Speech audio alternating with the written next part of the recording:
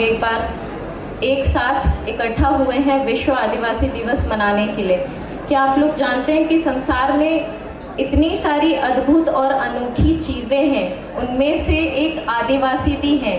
उनका खान पान, उनका रहन सहन, उनकी जीवन शैली उन्हें बाकी सब लोगों से और संसार में जितने भी जीव जंतु हैं उनसे अलग बनाता है। और हमारे जीवन दर्शन की जो सबसे बड़ी बात है वो है सहजीविका, यानी कि प्रकृति के साथ जीना।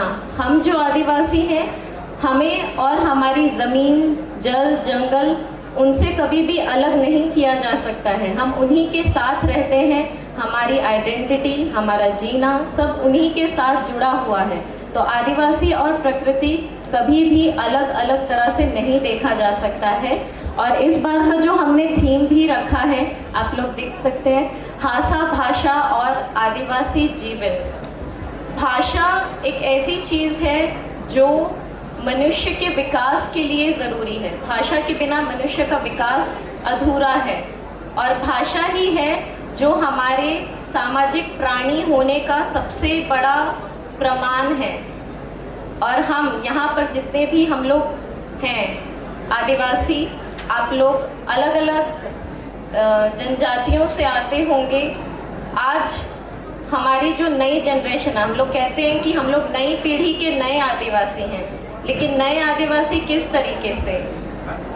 हम अपनी संस्कृति भूलते जा रहे हैं, हम अपने नाच भूलते जा रहे हैं, हम अपनी भाषाएं भूलते जा रहे हैं। तो हम अपने अस्तित्व को बचाएंगे कैसे? आज जो हमारा सबसे बड़ा प्रमाण है वो ये भाषा ही है, हमारी जीवन शैली, जीवन दर्शन जिसको हम लोग कहते हैं। अगर हम लोग उन चीज़ों को पीछे छोड़ते जाएंगे तो हम लोग नहीं रह पाएंगे, नहीं टिक पाएंगे। कहते हैं कि एक पेड़ की टहनी जब आप काट देते हैं, उसका टहनी जब आप काट देते हैं तो वो पेड़ या वो टहनी जिंदा नहीं रह सकती है। तो हमारी जो भी जड़ें हैं वो हमारे कल्चर में हैं, हमारी आदिवासियत में हैं। और आज जो हम लोग विश्व आदिवासी दिवस मना रहे हैं, ये एक सिर्फ खुशी का त्यौहार नहीं है हमारे लिए। हमें इस दिन को एक संकल्प के रूप में देखना है कि हमारे साथ जो भी अन्याय हो रहा है या जो भी भेदभाव हो रहा है उसके खिलाफ हम लोग अपनी आवाज़ उठा सकें, अपनी बातें रख सकें। और विश्व में जहाँ कहीं पर भी आदिवासी दिवस मनाया जा रहा है, उन विश्व के जितने भी संविधान हैं उनमें आदिवासियों के लिए जगह होनी चाहिए। और हमारे भारत के संविधान में भी हम आदिवासियों के लिए वो स्थान है, और वो है हमारा 5वीं अनुसूची।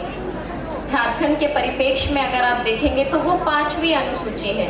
अगर हम अपनी ही चीज़ों के बारे में नहीं जानेंगे तो हमारा शोषण निश्चित है, क्योंकि शोषण उन्हीं का होता है जो अपने बारे में नहीं जानते या अपने अधिकारों के बारे में नहीं जानते।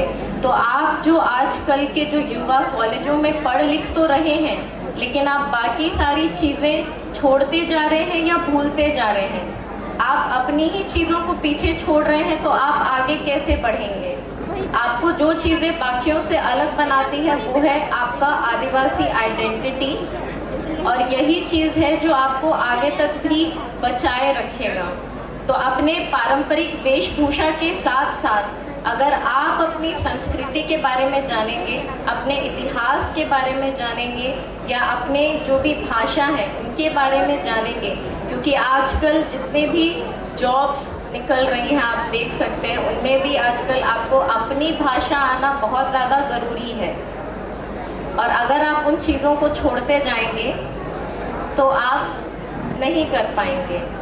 तो इसी के साथ मैं अपना वक्तव्य अंत करना चाहूँगी, और उम्मीद करते हैं कि जब हम अपने आप को नए ज़माने के नए आदिवासी कहते हैं तो हमारा मॉडर्न आदिवासी सिर्फ हमारी वेशभूषा से नहीं बल्कि हमारे जीवन दर्शन से भी होगा, हमारी सोच से भी होगा।